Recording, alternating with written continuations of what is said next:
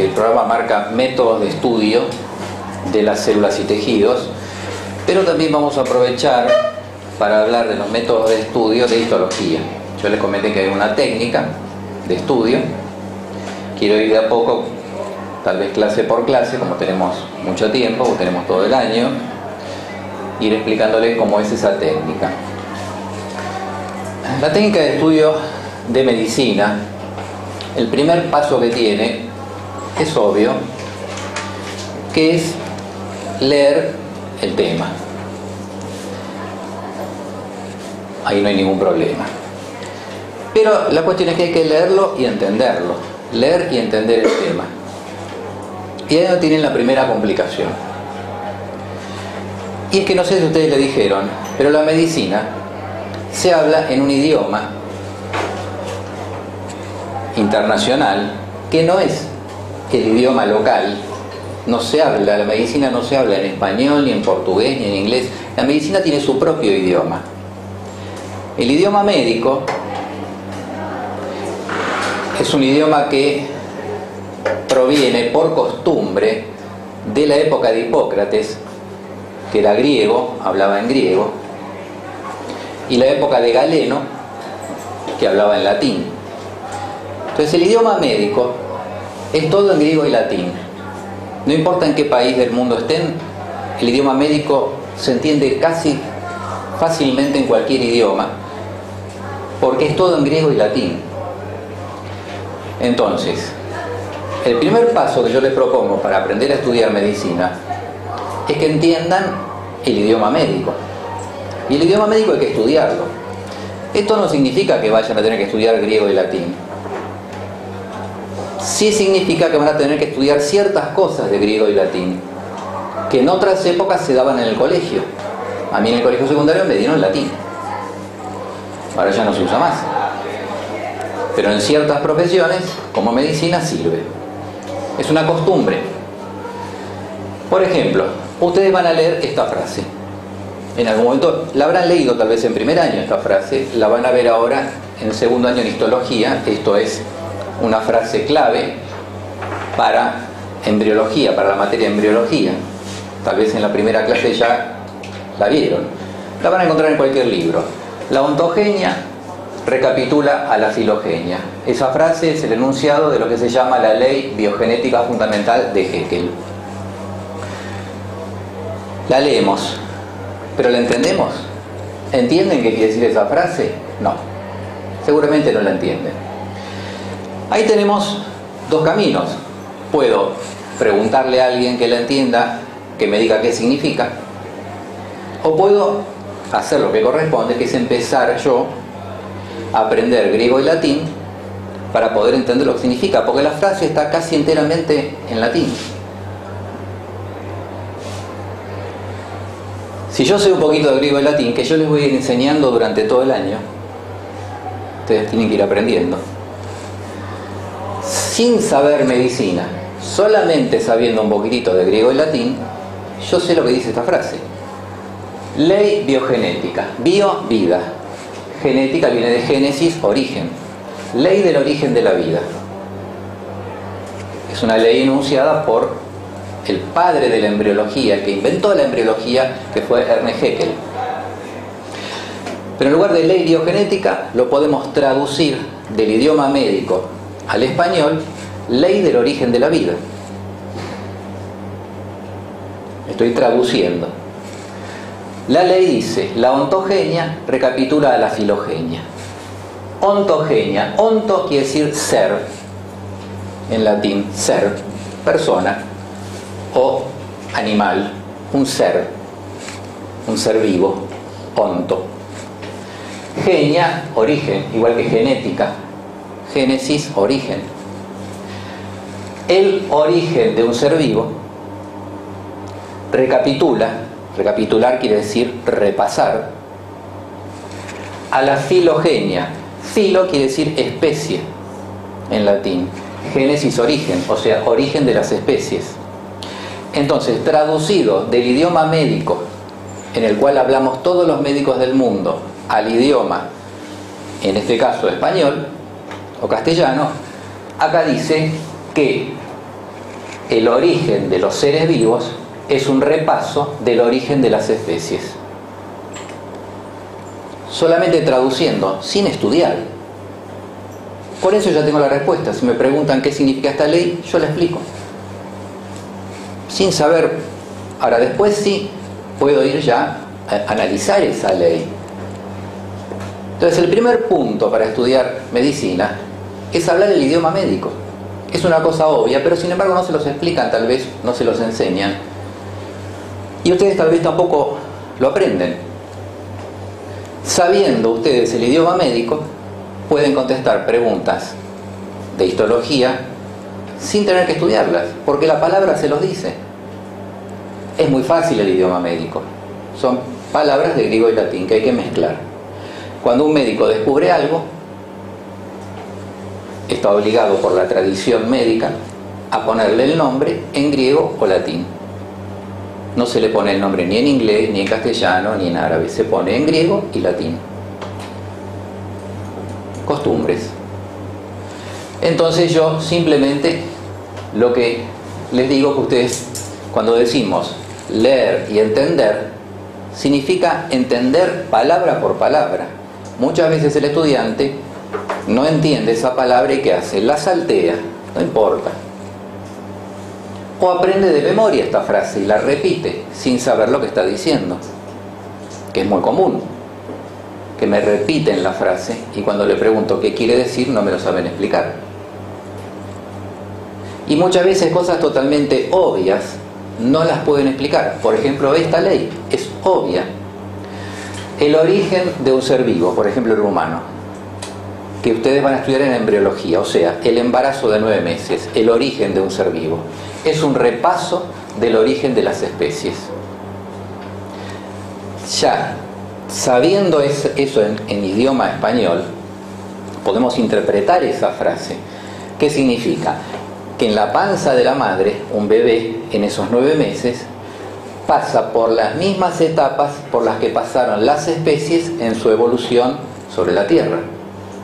Es así que un embrión al comienzo es un pez, vive en el líquido amniótico, tiene branquias, aletas, después es un anfibio, le sale la cola, empieza a tener corazón de anfibio, peces anfibios, después vinieron los reptiles, pasa a tener un corazón de reptil, después vinieron las aves, ya van a ver cómo tiene órganos de ave, la cloaca del embrión es un órgano de un ave, y recién después al final se transforma en mamífero. Entonces esto significa que el origen de un ser vivo en la panza de la madre es un repaso de la evolución de las especies. Y eso lo van a comprobar todo el año en embriología. Y van a ver cómo en la panza de la mamá primero aparece un pez, después un anfibio, después un reptil, después un ave, después un mamífero.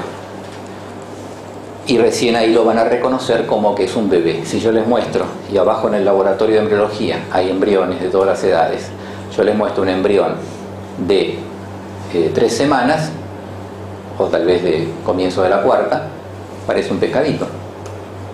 Y tiene, ya les digo, branquias, aletas, después le salen los dedos con membranas, como las aves, como los patos. Va repasando todo el origen de las especies. Por eso es tan difícil la embriología. En 9 meses se repite la historia entera de la vida sobre la Tierra. En 9 meses pasa por todo eso. Es increíble, hay que verlo. Realmente es maravilloso.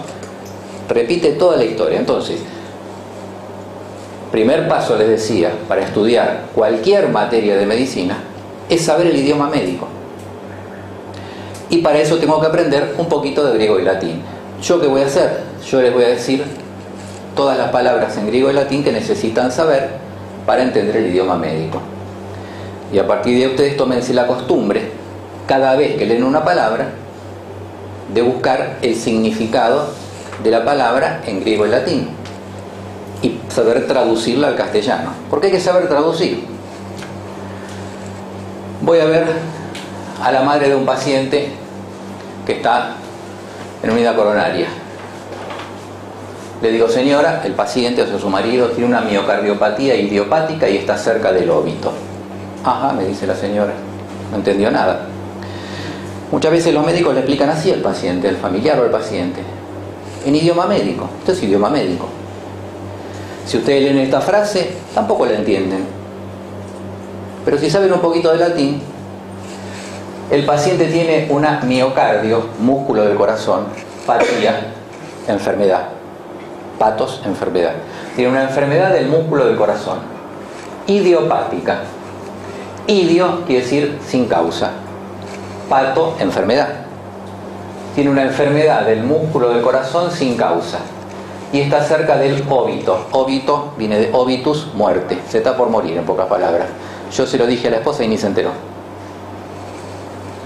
Porque se lo dije en idioma médico. Entonces los médicos tenemos que saber traducir. Al paciente le hablamos en castellano, o en portugués, o en inglés, o en francés. Y entre nosotros hablamos en idioma médico. Dos médicos se entienden perfectamente y dos médicos podemos hablar delante del paciente sin que el paciente entienda una sola palabra. Le podemos hablar en castellano delante del paciente y el paciente no entiende una sola palabra. Le podemos decir que se está muriendo y el paciente ni la familia entienden nada. ¿Comprenden? Entonces el primer paso fundamental para estudiar cualquier materia que se les vaya haciendo cada vez más fácil es aprender el idioma médico. Es muy obvio, pero nunca se los dicen. Entonces yo les recomiendo que ustedes vayan haciendo un pequeño mini diccionario de griego y latín, donde yo les voy a ir diciendo las palabras y ustedes anótenlas. Y entonces van a ver cómo se va haciendo cada vez más fácil. Por ejemplo, ya yendo a la histología, yo les pregunto, ¿cómo se llaman las células del hígado? Hígado, hepato, célula cito, hepatocito. Muy bien, 10. Sabe un poquitito de griego y latín. Las células de la sangre, ¿cómo se llaman? Eritrocito, eritro rojo, citocélula. ¿Corresponden a la serie roja o a la blanca? Eritro, roja, es la serie roja. ¿Y cuál es la célula que origina al eritrocito? En latín, precursor se dice blasto. Entonces la célula precursora es el eritroblasto. Y la célula del cartílago, en latín, cartílago condro. Condrocito, doctor. Y el precursor, condroblasto. Y la del hueso, osteocito. El precursor, osteoblasto. No sabe nada de histología. Sabe un poquito de griego y latín. Y le pongo un 10. ¿Entendió? Yo voy a evaluar mucho, todos los profesores vamos a evaluar mucho si saben hablar en idioma médico. Porque no puede pasar que les pregunto cómo se llama la célula del cartílago y me dicen osteocito. Ahí me están indicando que no saben idioma médico. Osteo quiere decir hueso. Entonces, es más importante para mí que sepan idioma médico, más importante que sepan detalles de la histología, insignificantes. ¿Correcto? Así que yo tengo la costumbre de decirles el significado de las palabras en griego y latín.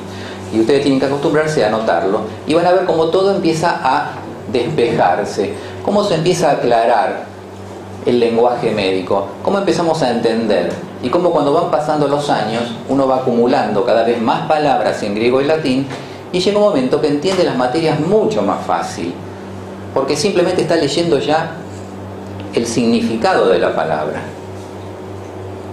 Perfecto, muy bien. Ese entonces es el primer paso del método de estudio que yo les quiero enseñar. Primer paso es muy simple, entender. Dicho así, es obvio, pero entender en serio cada palabra, qué significa, sin necesidad de ir a un libro de medicina a estudiarlo. Eso es muy útil, les va a pasar permanentemente. Vamos ahora entonces al tema que nos ocupa de hoy, que es el método de estudio de las células y tejidos.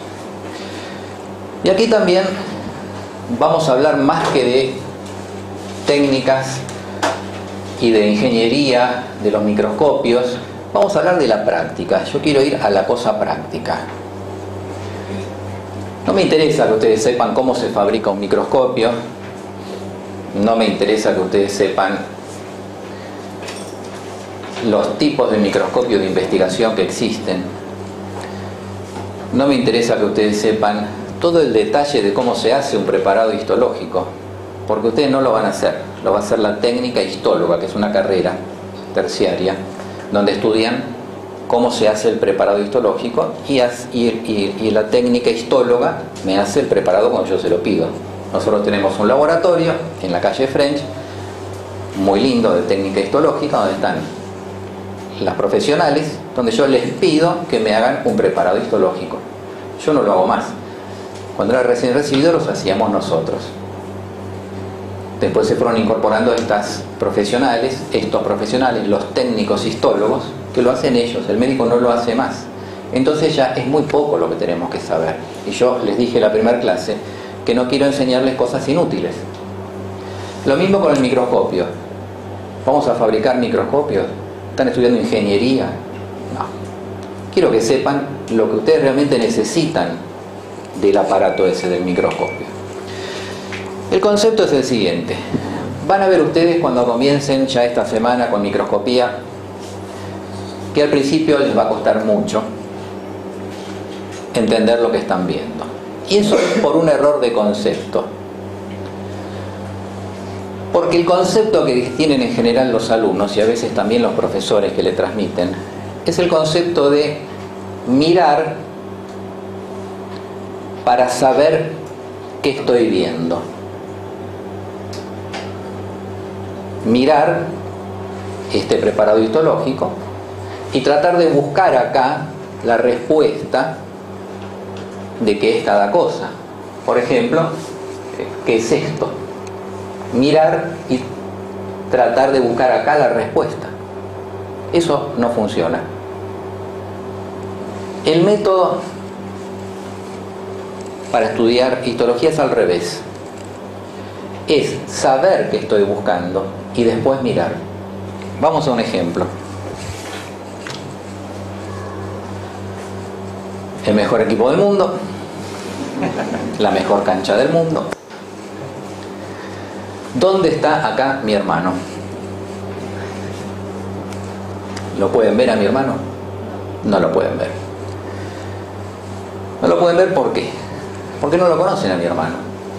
Pueden buscar y buscar y buscar, pero no dice una flechita hermano de Kremen.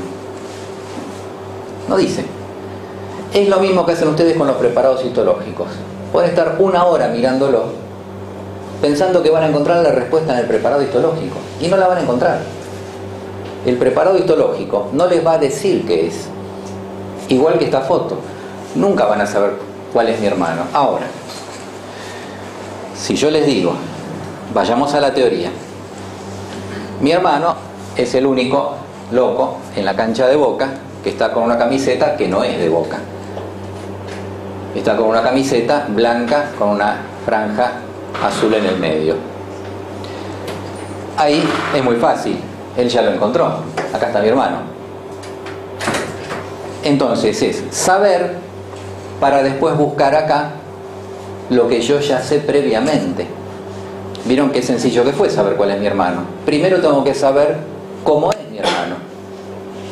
Y después lo busco. Yendo al preparado histológico, yo les digo que todas las células que ven acá, que tengan el núcleo redondo, son hepatocitos. Y las que tengan el núcleo alargado son macrófagos. Se llaman macrófagos.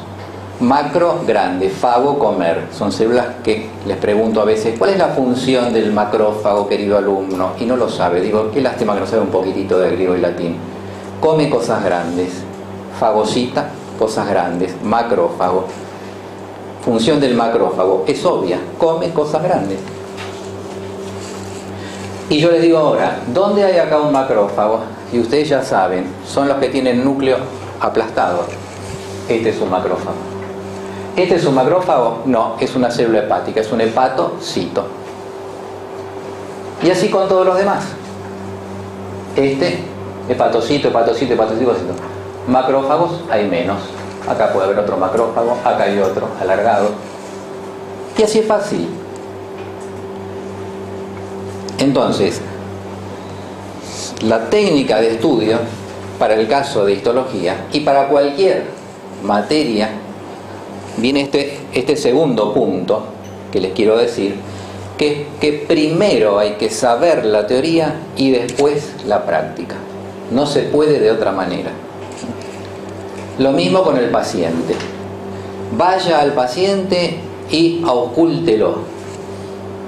Lo ocultan y no entienden absolutamente nada. No sé, tiene un montón de ruidos, doctor, en el pecho. Claro, no saben cuáles son los ruidos. Ahora, si yo les digo que cuando el paciente, cuando ustedes auscultan, tiene un ruido de como un chorro de vapor que sale fuertemente de una cañería, ya auscultan y dicen, doctor, tiene un soplo el paciente. Primero saben, claro, hay muchos soplos, tendrán que estudiar uno por uno y después van al paciente y lo van a reconocer. Toda la medicina es así, es imposible de otra manera. Primero hay que estudiar mucho la teoría y después recién se puede entender la práctica. Entonces, un error común de ustedes es ir a la parte práctica sin saber la teoría y no entienden nada en el práctico, porque se la pasan mirando esto esperando que la respuesta venga hacia mí. Y no es así. Yo tengo que buscar acá la respuesta. Es una actitud activa la del alumno. Se busca la respuesta. No se espera que el preparado me dé a mí la respuesta. Van a ver ahí cómo les va a cambiar la situación. Ya sabemos dónde está mi hermano. Y ahora vamos al concepto de microscopio. Yo les comentaba en la clase pasada que la medicina fue revolucionada con este invento que permite estudiar, que permite ver el mundo invisible. ¿Qué es lo que hace el microscopio que me permite ver lo invisible? Agranda los objetos, piensa uno. En general la gente, el alumno me responde, el microscopio agranda, aumenta. Y entonces por eso se ve lo invisible, por eso se ve las células, los tejidos que no se ven a simple vista, pero no es así. Yo puedo comprarme una lupa enorme que tenga mucho aumento y la pongo sobre un tejido o sobre un órgano y no voy a ver las células. Por más que la lupa tenga 300 aumentos, 500 aumentos, no es cuestión de aumento. Lo que hace el microscopio, lo importante que hace no es aumentar. Puedo tener un microscopio de 20 aumentos, 50 aumentos y ver las células. Y puedo tener una lupa de 1000 aumentos y no verlas. ¿Cuál es el concepto del microscopio? Lo que permite el microscopio, lo que hace el microscopio es ver dos líneas separadas, aunque estén separadas por una distancia muy chica. Acá con el ojo puedo ver estas dos líneas separadas. Acá puedo ver que están separadas. Pero si me alejo más, si me alejo mucho,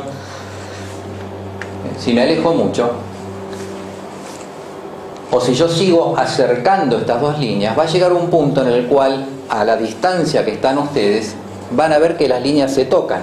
Pero si se ponen bien cerquita, van a ver que no se tocaban, están separadas. Entonces, lo que hace el microscopio es aumentar esa capacidad de ver separadas dos líneas, por más que estén muy cerca. Con el ojo yo puedo ver como separadas dos líneas que estén a 0,1 milímetro.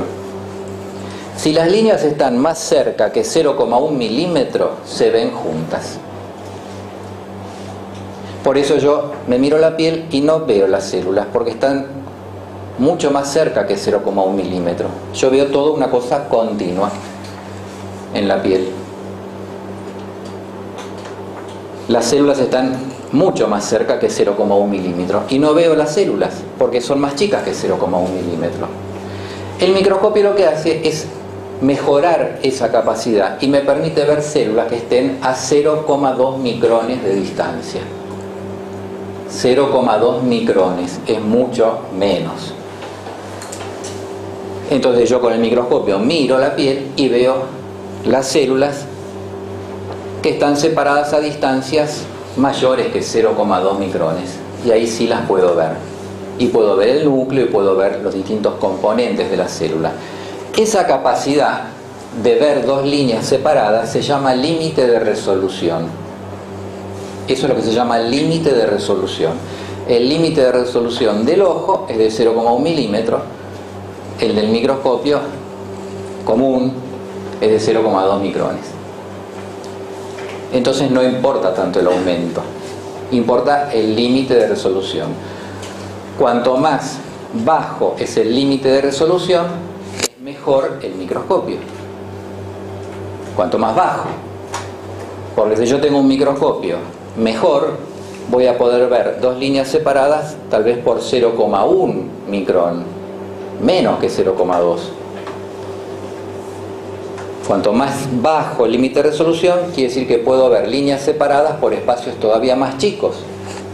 Así que hay una relación inversamente proporcional entre lo que se llama el poder de un microscopio y el límite de resolución. Ese fue el gran invento. Eso se logró jugando, según dicen los historiadores, fue jugando con dos lupas, poniendo una lupa y de casualidad poniendo otra más, hasta que se dieron cuenta que una lupa frente a la otra produce ese efecto de bajar el límite de resolución. Y por eso el microscopio tiene dos lentes, un lente objetivo y un lente ocular, son las dos lupas. Y eso es el microscopio, un tubo con dos lentes, una en cada extremo. Ese es el microscopio. De ahí en más, todo el resto son chiches, son cosas que se ponen para mejorar la práctica, para que sea más práctico usarlo, pero es un tubo con dos lentes. Y el efecto que produce es disminuir el límite de resolución. Perfecto, los primeros microscopistas entonces que inventaron esta lente doble, que por eso se llama microscopio óptico compuesto, porque son dos lentes. Estos primeros microscopistas, como expliqué también en la clase anterior, lo usaban para mirar objetos y verlos más grandes. Si yo pongo o miro con ese microscopio un mosquito, lo voy a ver más grande. No voy a ver las células, voy a ver el mosquito más grande. ¿Por qué? Porque el principio del funcionamiento del microscopio tiene un problema muy serio. El microscopio es un artefacto muy primitivo, tiene 500 años. Casi no hay muchas cosas en medicina, no hay muchos aparatos que se sigan usando desde hace 500 años prácticamente sin cambios. Instrumental médico de 500 años de antigüedad. Y el microscopio sigue usándose y sigue siendo una pieza fundamental. Yo con un microscopio no solamente se descubrió todo lo que sabemos, sino que yo le digo a un paciente que tiene un cáncer o que tiene un tumor benigno. Lo miro con el microscopio de 500 años de antigüedad. Y con eso voy a saber si es maligno o benigno el tumor. O sea, fíjense la magnitud de lo que descubrió Leeuwenhoek. Inventó un aparato que hace 500 años que no lo pueden mejorar por otro. Grandioso el invento de él. Pero tiene muchos problemas. Es muy primitivo. Es muy poco lo que podemos saber con el microscopio. Estamos esperando otra cosa. ¿Por qué? Porque el microscopio tiene un gran problema. Que el objeto, que sería esto naranja, el objeto que yo tengo que ver, la única forma de verlo con el microscopio es que la luz lo atraviese. No se ha podido solucionar ese problema todavía. La luz lo tiene que atravesar. Entonces, si yo pongo acá este objeto, si es una piedra, no la puedo ver con el microscopio. Si es una hoja de una planta, no la puedo ver con el microscopio. Si pongo la mano en el microscopio, cuando vayan al laboratorio ponen la mano, miran y no se ve nada, se ve negro, porque la luz no atraviesa. Esto es un problema que no se ha podido solucionar en 500 años. La luz tiene que atravesar el objeto para que se pueda ver con el microscopio. Entonces, hay todo un método, que es el que se llama método de estudio, técnica histológica, que es la que se debe hacer para poder mirar con el microscopio un objeto. Y es una técnica también muy primitiva, que se hace prácticamente igual que hace 500 años. Como yo les decía, un principio básico del estudio de la medicina es leer y entender palabra por palabra en idioma médico. Un segundo concepto fundamental para estudiar medicina, hablo de cualquier materia, ya dije un concepto básico, espero que lo vayan tomando esto porque ahí van a ver cómo les va a ir fácil y bien. Un segundo concepto, que ese es más difícil, es que hay que entender la lógica de las cosas. En el cuerpo humano todo tiene una lógica, todo tiene un sentido, una explicación, todo es perfectamente razonable, todo tiene un porqué, no hay nada que sea de casualidad. Todo lo que vean a lo largo de este año de histología, de anatomía, de embriología, de genética, todo tiene una explicación, nada es porque sí. Entonces, el segundo paso importante en el estudio de una materia es entender el porqué de las cosas.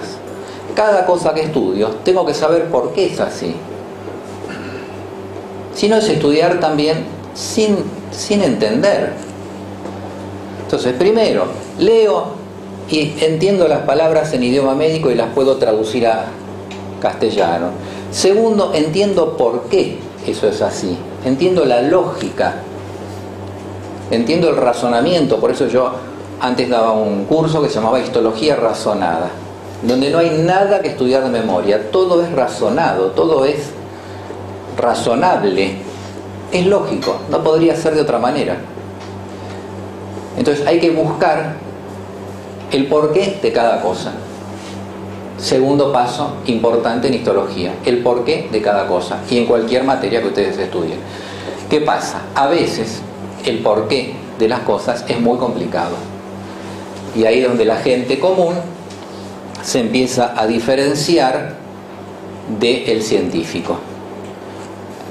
La gente común, el pensamiento no científico, cuando algo es complicado, busca la explicación en forma mágica. El científico, cuando algo es complicado, tiene dos caminos. Uno es investigar y perseguir la explicación hasta encontrarla. Y el otro es decir, no sé la explicación. Pero el científico nunca va a buscar la explicación mágica. Por ejemplo, me muestran una vez una radiografía dental, un paciente evangélico, muy creyente, radiografía dental, dos radiografías, me dice: doctor, para que usted vea, había que operarlo del corazón, lo mandamos al odontólogo para que, primer paso, hay que arreglarle la boca al paciente antes de operarlo del corazón, porque si no se infecta las válvulas cardíacas. Tomando el odontólogo, el paciente viene con una radiografía donde tiene las muelas en muy mal estado. El odontólogo dice: mira, hay que hacer un montón de tratamientos de conducto, arreglar un montón de cosas, y después se va a poder operar del corazón, si no, no. Viene el paciente a la semana siguiente: doctor, mire lo que pasó, radiografía que le traje la semana pasada, me hice esta otra, todo arreglado, doctor, esto es un milagro, Dios me arregló la boca en una semana sin que yo vaya al dentista, no tengo más caries, no me faltan más las muelas, no me tienen que hacer tratamiento de conducto, nada. Mire acá, las dos radiografías. Explicación: el paciente, pensamiento común, no científico, milagro. Como es evangélico, buscó su explicación. Dios me arregló las muelas rápidamente. Mi explicación es un poco más terrenal. Señor, se equivocaron de radiografía. La que le dieron ahora no es suya. Abra la boca, le faltan un montón de dientes. La tiene igual que la semana pasada. Vaya y diga que se equivocaron de radiografía, señor. Que se la hagan de nuevo, esta no es suya. Entonces, lo mismo en histología. Uno se va metiendo, lo mismo en cualquier materia médica, se van metiendo y aparecen cosas difíciles de explicar. Y ahí uno dice, bueno, milagro. O, bueno, yo qué sé, no me importa buscar la explicación, no tengo ganas. El que realmente disfruta de esto, va a buscar la explicación, y va a buscar hasta entender la explicación, hasta entender por qué eso es así. Entonces ahí tienen un segundo paso. Yo les decía que el método de estudio no es milagroso precisamente, al revés, es algo totalmente científico y totalmente razonado. Fíjense que son dos cosas que normalmente el estudiante de medicina actual no las hace. Leen las palabras y no las entienden porque no saben que hay un idioma médico. No sé si ustedes alguna vez le dijeron que médicos hablamos de esta manera, griego y latín. Y tampoco buscan la explicación de cada cosa, la toman así porque sí. ¿Por qué digo esto? Porque hay una técnica para observar con el microscopio un objeto. Esa técnica la habrán visto en primer año, tiene 4 pasos que son la fijación, inclusión, corte y coloración. Creo que la han visto. Fijación con formol, inclusión con parafina, corte con el micrótomo, coloración con colorantes. Todos lo sabemos. Ahora, ¿por qué eso es así? Es absolutamente lógico y razonable. Lo mismo con cada celulita que yo les muestre cada clase y con cada dato que yo les dé. Tenemos que buscar el porqué. Me interesa más que sepan el porqué de las cosas antes que saber detalles insignificantes que no sirven para nada y que los distraen del eje de la cuestión. Entender lo básico y por qué es así. Esa técnica, ¿por qué? ¿Por qué fijación, inclusión, corte y coloración? Es muy simple, vamos a razonarla. Yo tengo, supongamos que quiero ver un pedazo de corazón porque mi paciente, ¿no?, se murió, el de la miocardiopatía que estaba cerca del óbito, que le dijimos a la familia, después se murió y la familia nos dijo, doctor, usted no me dijo nada. Sí, yo le dije que estaba cerca del óbito. Yo qué sé lo que es óbito, doctor. Y los médicos muchas veces hacen así, le explican al paciente y no lo entiende nadie. Bueno, el paciente se murió, le hicimos una autopsia, sacamos el corazón para ver de qué se murió, porque el diagnóstico nuestro fue miocardiopatía idiopática, o sea, sin causa. No le quise decir al paciente, no se sabe la causa de su enfermedad cardíaca. Se lo dije en idioma médico para que no se enoje. Miocardiopatía idiopática. Ah, no, sí, es idiopática, entonces está bien. Si le digo no se sabe, pero ¿cómo, doctor, no se sabe? No, sí, es idiopática. Ah, bueno, está bien. Perfecto, sacamos el corazón. Pongo el corazón en el microscopio. ¿Veo las células cardíacas? No, el corazón es una masa grandota. ¿Lo atraviesa la luz? No. ¿Qué tengo que hacer? Tengo que cortarlo.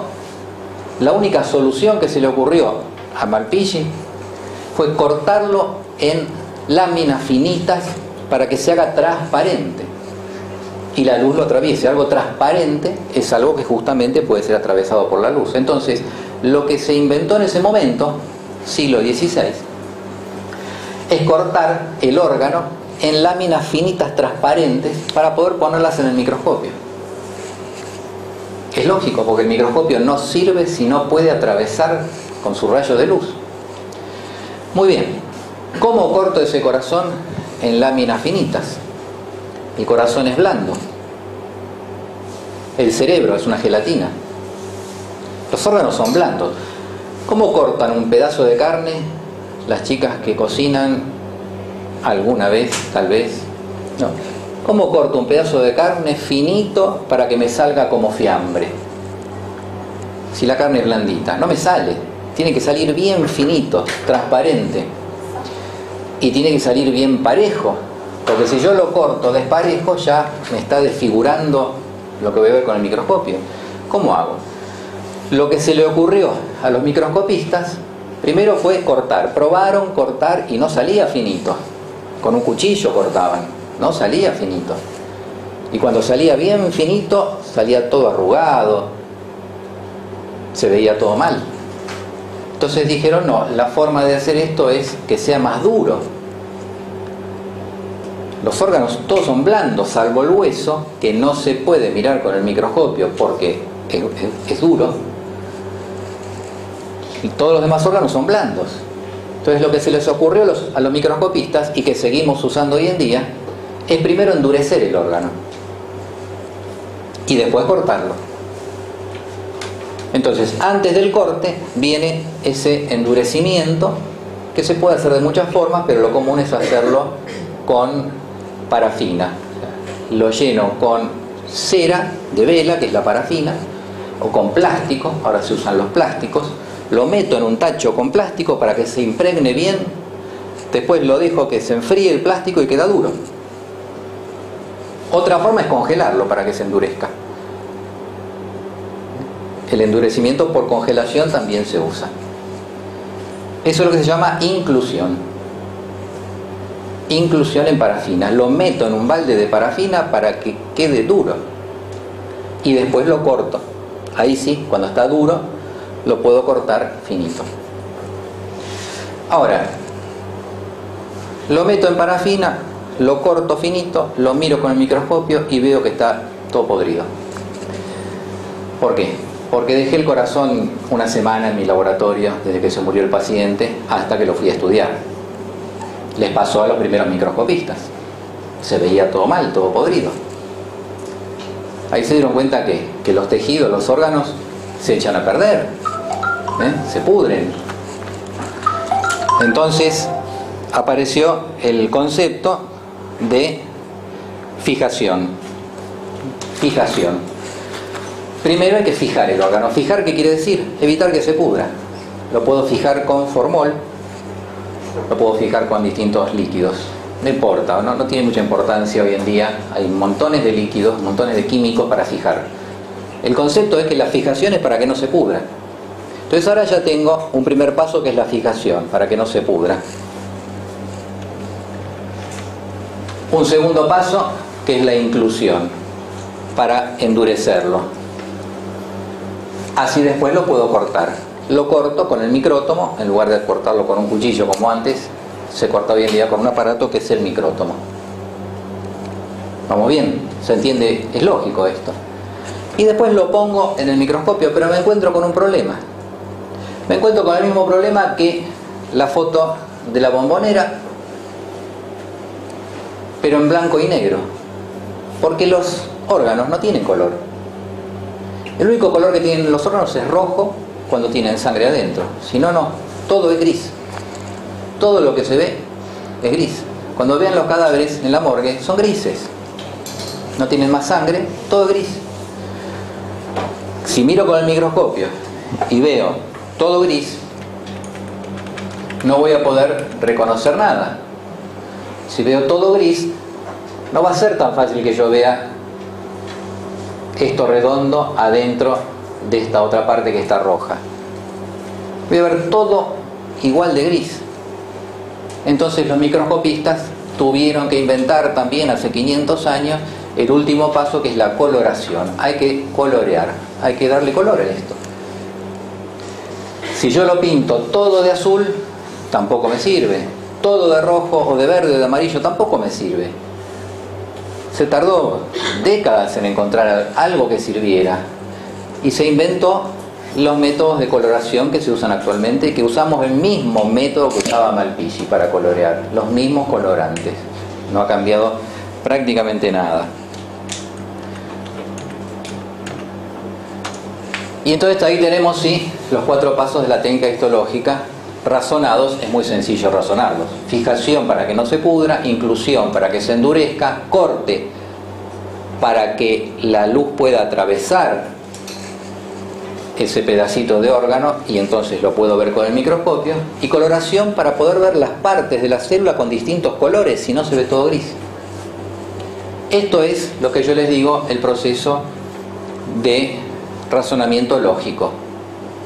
Primer paso, lectura y traducción del idioma médico al español. Segundo paso, razonamiento lógico de este método que en definitiva estoy explicando el método de estudio de la medicina, casi no estoy explicando histología. Segundo paso. Ahora, el problema del corte y de la coloración. ¿Qué colorantes se usan? Vamos a usar, de toda la cantidad enorme que hay de métodos de coloración, vamos a usar los mismos que usaba Malpighi en aquella época. Vamos a usar una coloración muy sencilla,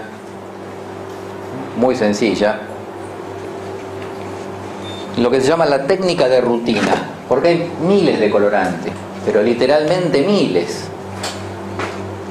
Hace unos años atrás enseñábamos todos los colorantes, es una cosa muy engorrosa y les pedíamos que sepan los colorantes, porque es la herencia. Yo aprendí así histología y después enseñaba histología de la misma manera, les enseñaba todos los colorantes y para qué sirve cada uno y cómo se ve la célula con tal colorante y con tal otro. Ahora ya no lo doy más. No les sirve. Me van a criticar mucho por ahí algunos profesores, pero no veo que sirva que un médico sepa toda la lista de colorantes que hay en histología. Entonces vamos a usar el colorante que ustedes van a ver en el práctico, la realidad, el de todos los días. Se usa una combinación de estos dos colorantes. Con esto alcanza para el 90-95% de los diagnósticos de un patólogo, los hace con estos colorantes, no necesita mucho más. Vamos a usar dos colorantes, la hematoxilina, que es un colorante azul y que tiene un pH básico. Es un líquido con un pH básico y se llama hematoxilina. Y la eosina, que es un colorante, un líquido rojo y tiene un pH ácido. Esta es la técnica de rutina o técnica de hematoxilina y eosina. ¿Cómo se ven las células con estos dos colorantes? Y aquí viene la parte de razonamiento y viene la parte de traducción de idioma. Fíjense cómo se aplica esto a cada minuto que nosotros veamos. Las células tienen partes ácidas y partes básicas.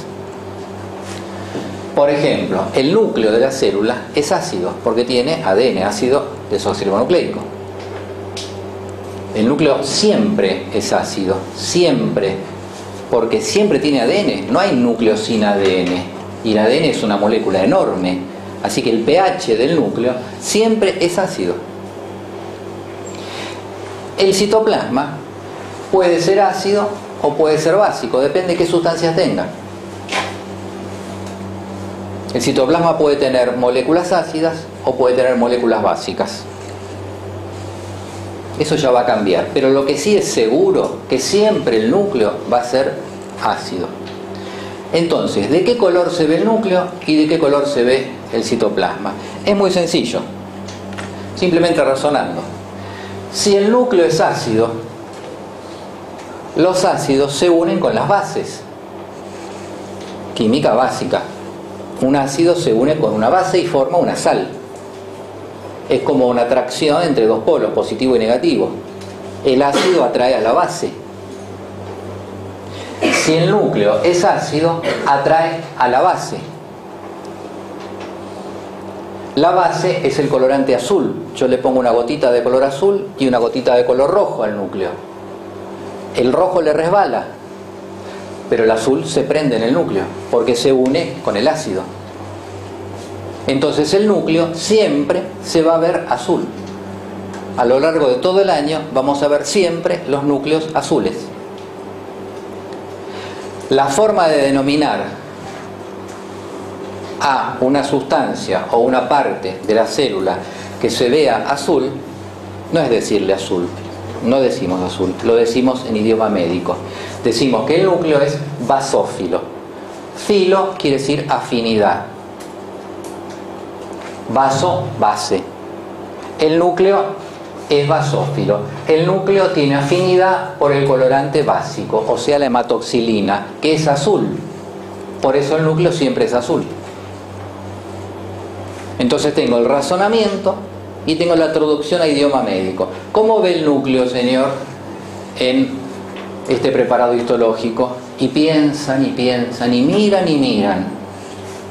Cuando la respuesta es, no me hace falta mirarlo, doctor, los núcleos siempre son basófilos. Bien, ese alumno sabe, entendió muchas cosas. Una pregunta tonta. pero yo veo que pone el ojo en el microscopio para responder cómo es el núcleo de esta célula, pone el ojo en el microscopio y ya me doy cuenta que el ser humano no sabe.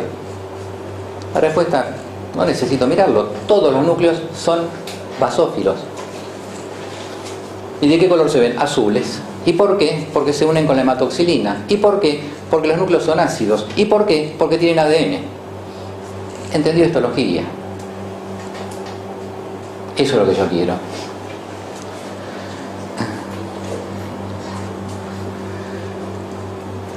Y ahí tenemos la tercera regla del método de estudio, la tercera parte del método de estudio, que es el conocimiento de las reglas de la especialidad.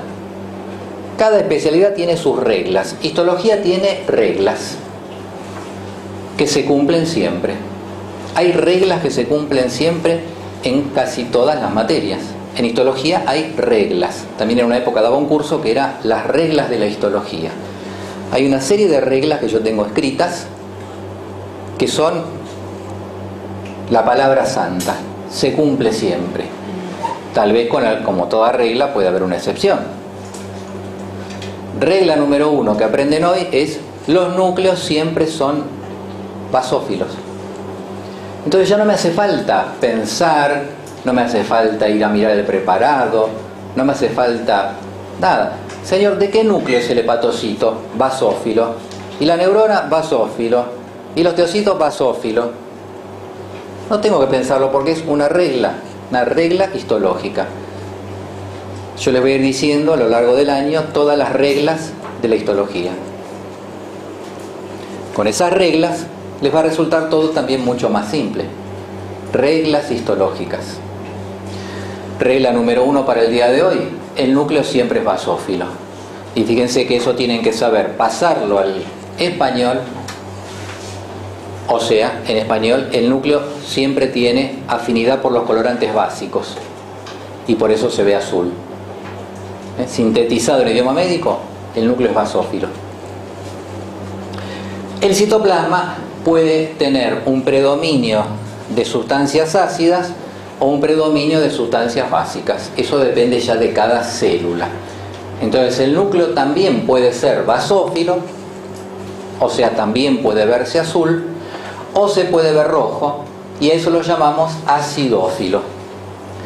En ese caso, el citoplasma, perdón, no el núcleo, el citoplasma puede ser acidófilo o basófilo, como el núcleo siempre basófilo, y el citoplasma puede ser basófilo o acidófilo. ¿Por qué acidófilo?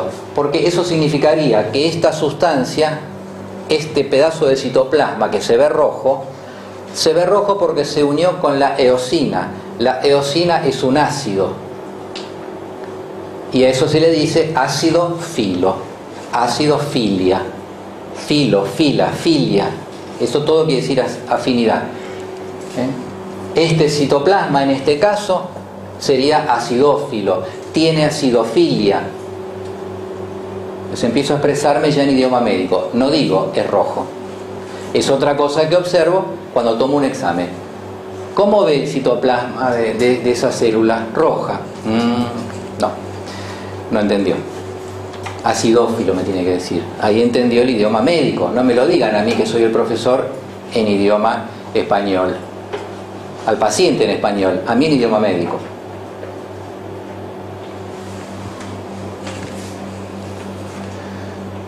Muy bien. Y acá tenemos ya entonces un poco lo que vimos la semana pasada. Esto lo leen en cualquier libro, en los detalles del microscopio. Y como les decía, los primeros microscopios son iguales que los de ahora. Lo que cambió, bueno, se inventó la luz eléctrica. Antes se usaba un espejito. Acá abajo tenemos un museo de microscopios viejos, con espejo, con vela. Hay de todo. El único cambio importante es que se inventó la lamparita. Entonces el microscopio abajo tiene una lamparita. Con respecto a cómo es el microscopio, se lo van a explicar más en el práctico. Ahora tenemos acá entonces el microscopio actual. Este es muy moderno, pero básicamente es lo mismo. Es un tubo. En lugar de que sea derecho, se lo hace ahora inclinado para que sea más fácil sentarse y mirar. Si no, había que mirar parado, costaba mucho. un detalle sin importancia. Acá se pone el objeto y la luz viene de abajo y lo atraviesa.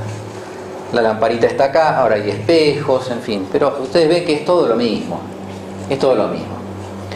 Con este instrumento nos venimos manejando bien, hasta 1961, en el cual no hubo ningún avance en la histología. En 1961, un ingeniero de la empresa alemana Siemens se le ocurre esas ideas brillantes que cambian la historia del mundo. Entonces inventa el microscopio electrónico. El microscopio electrónico no es otro microscopio, no es que inventó otro microscopio, es algo totalmente, radicalmente distinto. Y lo inventó solamente razonando, hizo un gran razonamiento y con eso lo inventó. ¿Cuál fue el razonamiento?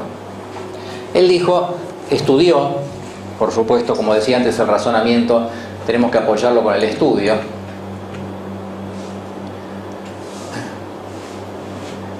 Estudió que en la construcción de un microscopio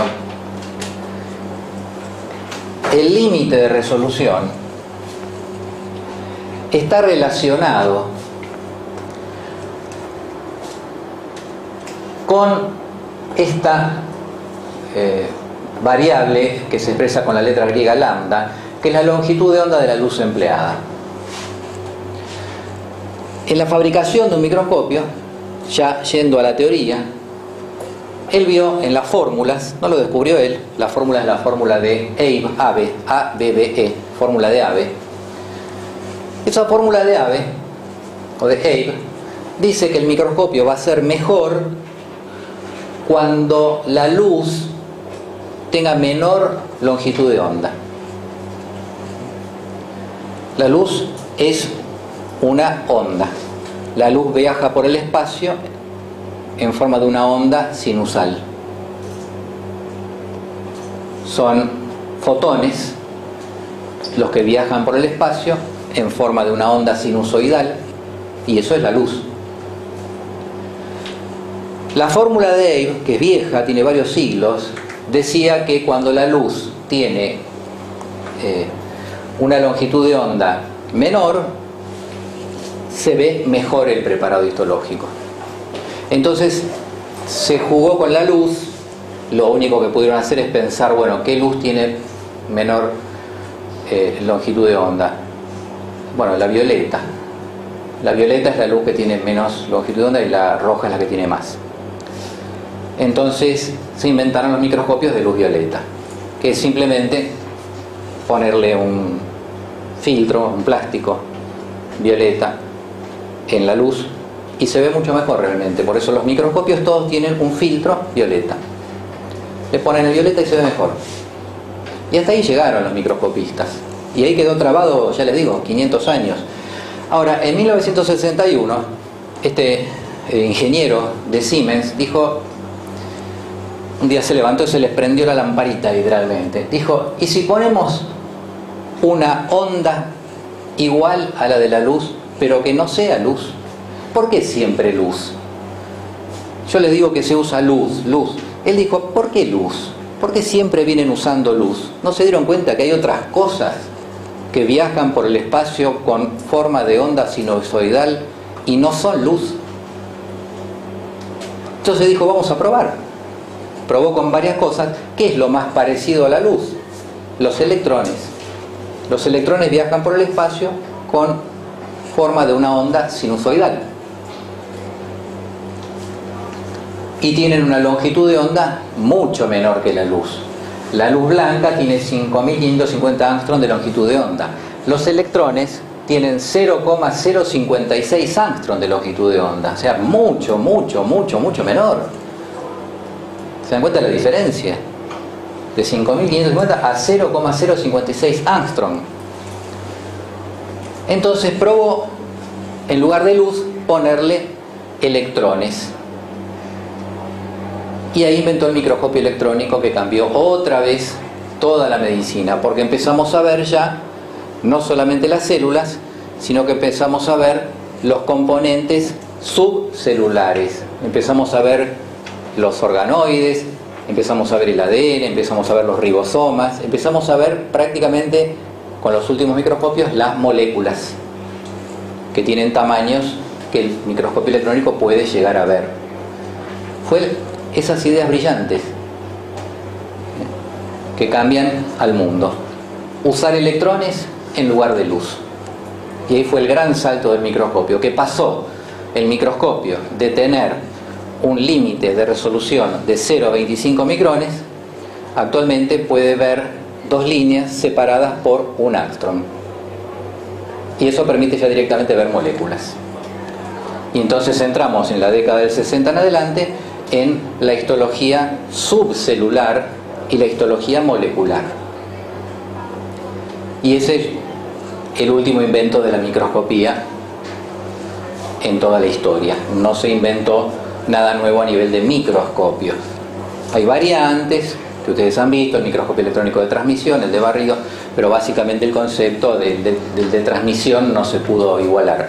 El microscopio electrónico de barrido es otra cosa, porque se trató de conseguir un microscopio que no tenga que atravesar el objeto para poder estudiar cosas que sean gruesas, no finitas. ¿No? Hace siglos que están tratando de estudiar algo que sea grueso, toda la vida estudiando cosas finitas, lo cual trae muchos problemas. Entonces, lo único que se logró inventar es el microscopio electrónico de barrido, que puede estudiar cualquier cosa, por más gorda que sea, pero solamente la superficie. O sea, yo le pongo una célula y solamente puede estudiar la membrana, nada más, el microscopio de barrido. Solamente la superficie. Muy bien, ese es el invento del microscopio electrónico. Con respecto ya a un último tema, a ver si lo puedo localizar acá, es este, el gran problema de la histología. Fíjense qué difícil que es histología, por eso no les gusta, porque yo un tejido lo voy a ver fijado con formol, el formol lo altera. No es lo mismo un tejido sin formol que con formol. Ya tejidos y células las voy a ver siempre alteradas. Nunca vamos a ver cómo es la verdad, no sabemos bien cómo es la realidad del cuerpo humano, porque ya las vemos alteradas por el formol a las células, alteradas por la parafina, cortadas muy finitas y coloreadas artificialmente. Y eso es lo que hay, eso es lo que hay. De todo eso, lo más serio es el corte. Porque si una célula es esférica, yo no la voy a ver nunca esférica. Depende cómo la corte, es como la voy a ver. Si la corto por ahí arriba, veo un círculo chiquitito. Entonces puedo decir, es una célula chica. No, no era una célula chica. Era una célula grande que la corté en el polo. Si la corto un poco más para acá, la veo mediana. Si la corto justo por el medio, la veo bien grande. Y entonces, ¿cómo es la célula? Yo lo que veo es esto. Esto no lo veo nunca. 3D no tenemos. Solamente corte. Entonces yo veo esto. ¿Cómo sé? ¿Es una célula grande, mediana o chica? Si yo no me puedo guiar, tengo que entonces ayudarme de un montón de recursos para poder saber cómo es. Más todavía si es un tubo. Fíjense de cuántas formas distintas puedo ver un tubo. Si lo corto así, lo veo ovalado. Si lo corto así, lo veo redondo. Si lo corto justo ahí, lo veo macizo. Acá lo veo hueco. Corto justo arriba, lo veo macizo. Lo corto justo acá, veo dos agujeros. Lo corto así, veo dos líneas. Lo corto así, veo un rectángulo. ¿Cómo es? Yo con el microscopio voy a ver esto. Un óvalo, un redondel, un círculo lleno, dos círculos, dos líneas, un rectángulo. El tubo no lo voy a ver nunca. Entonces, ¿cómo hago para saber qué es lo que estoy viendo? Y ahí es donde yo les decía la vez pasada. En esta materia hay que tener mucha imaginación. En esta materia hay que ver este óvalo, esto y esto. Y con la imaginación darse cuenta que lo que estaba mirando era esto. Es una materia de imaginación. Entonces, ya terminando, un primer paso era leer y entender y traducir al idioma médico.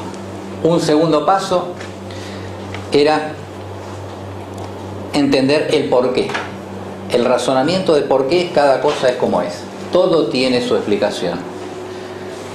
El tercer paso es imaginarse. La histología requiere mucha imaginación. Hay que imaginarse lo que yo estoy estudiando. Si yo no logro imaginármelo dentro de mi cabeza, no voy a poder entender, no voy a poder explicarlo. Para poder explicar algo, yo tengo que tener dentro de mi cabeza una imagen de lo que estudié. Una imagen visual. Tengo que tener imaginación. No es como anatomía, que te muestro el hígado y ese es el hígado. Yo les voy a mostrar pedacitos cortados, coloreados, de distintas formas, y con eso hay que imaginarse cómo es el hígado. Por suerte, hoy en día están los libros que tienen atlas con dibujos en perspectiva. Antes no había nada de eso. Tienen CDs, tienen imágenes tridimensionales en el Google. Hasta tienen también muchas cosas en 3D verdadero en el Google para buscar. Entonces, cuando yo estudio, si logré imaginarme qué es lo que estoy estudiando, perfecto. Si no logro imaginármelo, tengo que buscar, hoy en día con la computadora es muy fácil, buscar ayuda para poder imaginarme lo que estoy estudiando. Buscar gráficos, imágenes, atlas de histología, imágenes 3D, algo que me ayude a imaginarme qué es lo que estoy estudiando. Lo mismo les va a pasar con cualquier paciente que vean. Ese paciente que tiene una miocardiopatía dilatada y que está cerca del óbito. Yo me tengo que imaginar el corazón del paciente. Yo soy cardiólogo, me dicen miocardiopatía idiopática, yo sé que ese corazón está grande, entonces ya me estoy imaginando un corazón grande, dilatado, le ocupa todo el pecho, debilitado. Me lo estoy imaginando, entonces voy a poder darme cuenta fácilmente cómo va a salir la radiografía, cómo va a salir el ecocardiograma, cómo va a salir la tomografía computada, pues yo tengo en mi cabeza la imaginación de cómo es ese corazón. Nunca lo vi, es decir, lo he visto ya en operaciones de cirugía cardiovascular, a cielo abierto, uno ve ese corazón, pero antes de poder verlo, cuando era estudiante, es imaginarse. Entonces, el otro punto que corresponde es la imaginación. Y también les mencioné otro punto de la técnica de estudio, que es conocer las normas histológicas. Muy bien. Yo les doy hasta acá. ¿Qué tienen que hacer ustedes?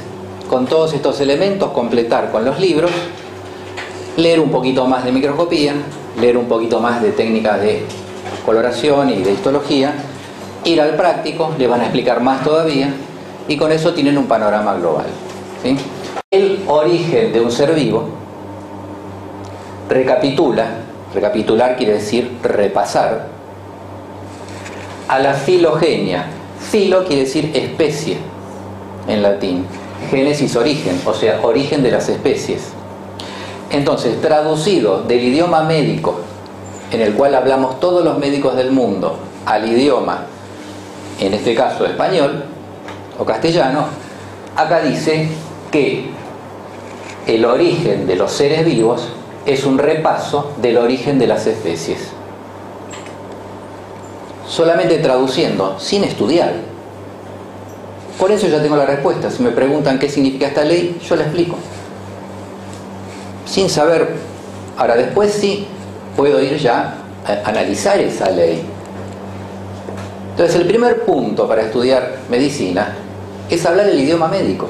Es una cosa obvia, pero sin embargo no se los explican, tal vez no se los enseñan. Y ustedes tal vez tampoco lo aprenden.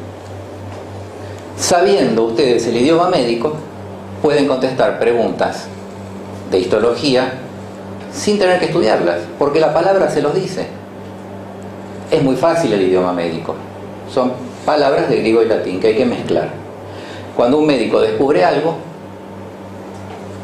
está obligado por la tradición médica, todo en griego y latín. No importa en qué país del mundo estén, el idioma médico se entiende casi fácilmente en cualquier idioma, porque es todo en griego y latín. Entonces, el primer paso que yo les propongo para aprender a estudiar medicina es que entiendan el idioma médico. Y el idioma médico hay que estudiarlo. Esto no significa que vayan a tener que estudiar griego y latín. Sí significa que van a tener que estudiar ciertas cosas de griego y latín, que en otras épocas se daban en el colegio. A mí en el colegio secundario me dieron latín. Ahora ya no se usa más. Pero en ciertas profesiones, como medicina, sirve. Es una costumbre. Por ejemplo, ustedes van a leer esta frase. En algún momento la habrán leído tal vez en primer año esta frase, la van a ver ahora en segundo año en histología. Esto es una frase clave para embriología, para la materia de embriología. Tal vez en la primera clase ya la vieron. La van a encontrar en cualquier libro. La ontogenia recapitula a la filogenia. Esa frase es el enunciado de lo que se llama la ley biogenética fundamental de Haeckel. La leemos, pero ¿la entendemos? ¿Entienden qué quiere decir esa frase? No, seguramente no la entienden. Ahí tenemos dos caminos a ponerle el nombre en griego o latín. No se le pone el nombre ni en inglés, ni en castellano, ni en árabe. Se pone en griego y latín. Costumbres. Entonces yo simplemente lo que les digo que ustedes, cuando decimos leer y entender, significa entender palabra por palabra. Muchas veces el estudiante no entiende esa palabra y ¿qué hace? La saltea, no importa. O aprende de memoria esta frase y la repite sin saber lo que está diciendo, que es muy común, que me repiten la frase y cuando le pregunto qué quiere decir no me lo saben explicar. Y muchas veces cosas totalmente obvias no las pueden explicar. Por ejemplo, esta ley es obvia. El origen de un ser vivo, por ejemplo el humano, que ustedes van a estudiar en embriología, o sea, el embarazo de 9 meses, el origen de un ser vivo, es un repaso del origen de las especies. Ya sabiendo eso en idioma español, podemos interpretar esa frase. ¿Qué significa?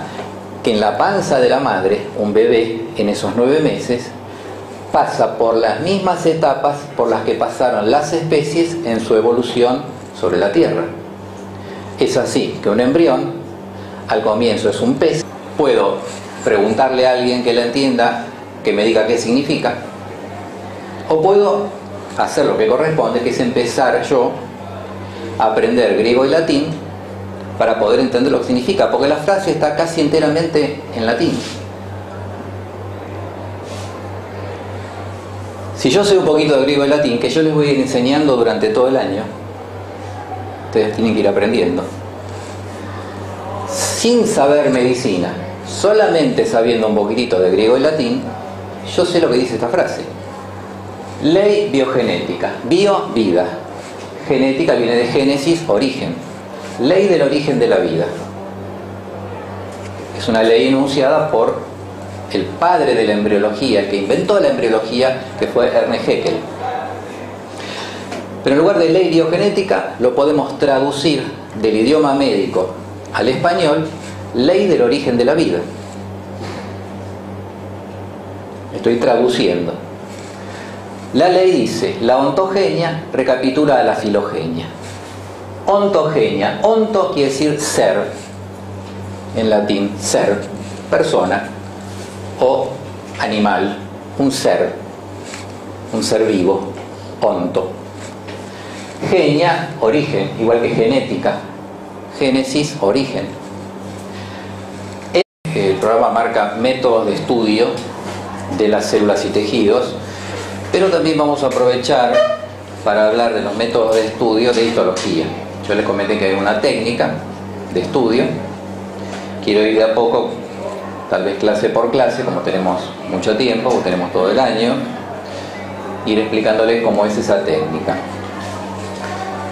La técnica de estudio de medicina, el primer paso que tiene es obvio, que es leer el tema.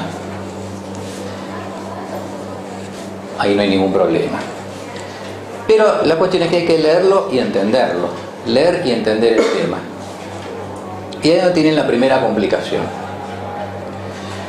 Y es que no sé si ustedes le dijeron, pero la medicina se habla en un idioma internacional que no es el idioma local. No se habla, la medicina no se habla en español, ni en portugués, ni en inglés. La medicina tiene su propio idioma. El idioma médico es un idioma que proviene por costumbre de la época de Hipócrates, que era griego, hablaba en griego, y la época de Galeno, que hablaba en latín. Entonces el idioma médico